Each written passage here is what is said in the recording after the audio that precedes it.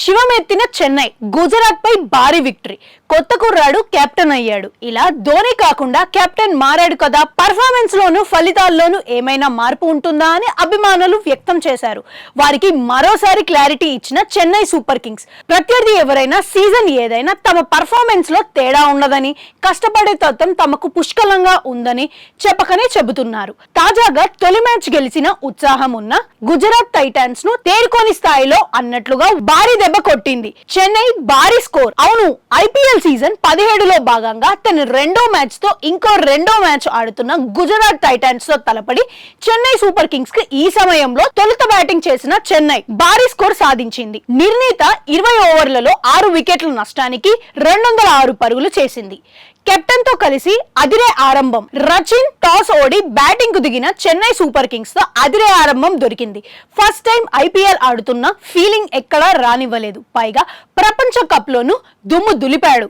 గుర్తుందా అన్నట్లు గతం గుర్తు చేస్తూ విరుచుకుపడ్డాడు. స్వేచ్ఛగా బ్యాట్ జులిపించాడు. బౌలర్ ఎవరైనా బాదుడు మాత్రమే ముఖ్యం అన్నట్లుగా చెలరేగాడు. కెప్టెన్ రుతురాజ్ గైక్వాడ్ తో కలిసి అద్భుతమైన ఆరంభాన్ని ఇచ్చాడు. ఈ దెబ్బకు చెన్నై 5 ఓవర్లకు వికెట్లేమీ నష్టపోకుండా 58 పరుగులు చేసింది. పైగా మొదటి ఓవర్ కేవలం 2 పరుగులు కాగా మిగిలిన 4 ఓవర్లలో ప్రతి ఓవర్లోనూ 4, 6 ఉండేలా చూసుకుంటూ 56 పరుగులు సాధించారు. రచిన్ ని బోల్తా కొట్టించిన రషీద్, మంచి దూకుడు మీద ఉన్న రచిన్ రవీంద్ర హాఫ్ సెంచరీకి దగ్గరవుతున్నాడు అనుకున్న సమయంలో రషీద్ ఖాన్ వేసిన గుడ్ లెంత్ బాల్ కి స్టంప్ అవుట్ అయ్యాడు. అప్పటికే రచిన్ స్కోరు మొత్తం 46. 20 బంతుల్లో 6 4లు 3 6లు. ఈ నెంబర్స్ చూసి అర్థం చేసుకోవచ్చు రచిన్ దూకుడు ఎలా సాగిందని చెప్పడానికి. 100 దాటించిన రుతురాజ్ రహానే. రచిన్ అవుట్ అయిన అనంతరం రహానే బ్యాటింగ్ కి వచ్చాడు. ఈ సమయంలో రహానేతో కలిపి అదే దూకుడు కంటిన్యూ చేసే బాధ్యత రుతురాజ్ తీసుకున్నాడు. వీళ్ళిద్దరూ కలిపి రెండో వికెట్ కు 42 పరుగులు జోడించారు.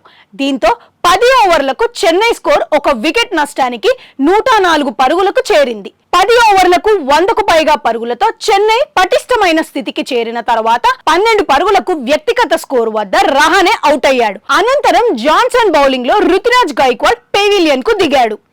రుతురాజ్ గైక్వాడ్ మొత్తం 36 బంతుల్లో 5 4లు 1 6 విలువైన ఇన్నింగ్స్ ఆడాడు. అప్పటికే చెన్నై స్కోరు 13 ఓవర్లు ముగిసేసరికి 3 వికెట్ల నష్టానికి 128 పరుగులకు చేరింది. రహానే అవుట్ అయిన తర్వాత క్రీజ్ లోకి వచ్చిన శివం దూబే చెలరేగి ఆడాడు. బౌలర్ ఎవరు, బౌండరీ ఎంత పొడుగు అనే విషయాలను పరిగణలోకి తీసుకోలేదు. కేవలం 23 బంతుల్లో 2 4లు 5 6ల సహాయంతో 53 పరుగులు సాధించాడు. తాను ఉతకడం మొదలు పెడితే ఎలా ఉంటుందనే మరోసారి చేసి చూపించాడు. ఈ దూకుడు బ్యాటింగ్లకు తోడు చివర్లో మిచెల్ 24 తోడవడంతో చెన్నై సూపర్ కింగ్స్ నిర్ణీత 20 ఓవర్లలో 6 వికెట్ల నష్టానికి 206 పరుగులు చేసింది. భారీ లక్ష్యంతో బరిలోకి దిగిన గుజరాత్ 207 పరుగుల భారీ లక్ష్యంతో గుజరాత్ టైటాన్స్ బరిలోకి దిగింది. ఈ సమయంలో సహా శుభ్మన్ గిల్ మైదానంలోకి బ్యాట్ చేతపట్టి అడుగు పెట్టారు. అయితే వీరికి బ్యాట్ జులిపించే పరిస్థితి ఏమాత్రం కల్పించలేదు. బ్యాటర్స్ ఇచ్చిన పర్ఫార్మెన్స్ ను ఏమాత్రం తగ్గకుండా వాళ్ళు కూడా కట్టుదిట్టమైన బౌలింగ్ చేశారు. శుభ్మన్ గిల్ సహా అవుట్. 2.4 ఓవర్లకు 28 పరుగులతో కాస్త పోటీ ఇచ్చేటట్లు కనిపించిన గుజరాత్ టైటాన్స్ కు నెక్స్ట్ బంతికే భారీ దెబ్బ తగిలింది. ఇందులో భాగంగా 2.5 ఓవర్లలో దీపక్ చాహర్ బౌలింగ్ లో శుభ్మన్ గిల్ 8 పరుగులతో పెవిలియన్ కు చేరాడు. ఇదే క్రమంలో 4.3 ఓవర్లలో దీపక్ చాహర్ బౌలింగ్ లోను సహా 21 పరుగులతో కూడా అవుట్ అయ్యాడు.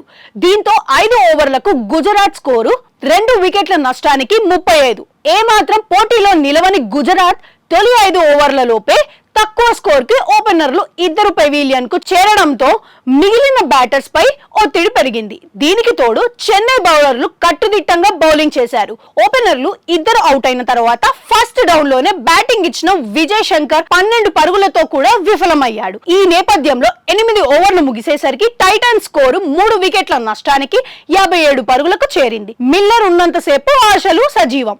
ఒక పక్క సాధించాల్సిన రన్ రేట్ భారీగా పెరిగిపోతుంది, మరో పక్క వికెట్లు పడిపోతున్నాయి. అయినప్పటికీ విధ్వంసకారుడు మిల్లర్ ఉన్నాడనే ధైర్యం ఒక్కటి టైటాన్స్ కి మిగిలింది. అయితే తుషారా బౌలింగ్ లో రహానే అందుకున్న ఓ అద్భుతమైన క్యాచ్ కు 21 పరుగుల వ్యక్తిగత స్కోరు వద్ద అతడు కూడా అవుట్ అయ్యాడు. మరోవైపు సుదర్శన్ ఆటలో మార్పు లేదు. 30 బంతుల్లో 93 పరుగులు. ఈ సమయంలో గుజరాత్ స్కోరు 15 ఓవర్లకు 5 వికెట్లు నష్టానికి 114 పరుగులకు చేరింది. అప్పటికే గుజరాత్ ఓటమి ఖాయమైపోయిందని కామెంట్లు వినిపించాయి. ఈ పరిస్థితిలో టైలెండర్లు కూడా ఎలాంటి అద్భుతాలు చేయకపోయేసరికి 20 ఓవర్లలో 8 వికెట్ల నష్టానికి 143 పరుగులు చేసింది.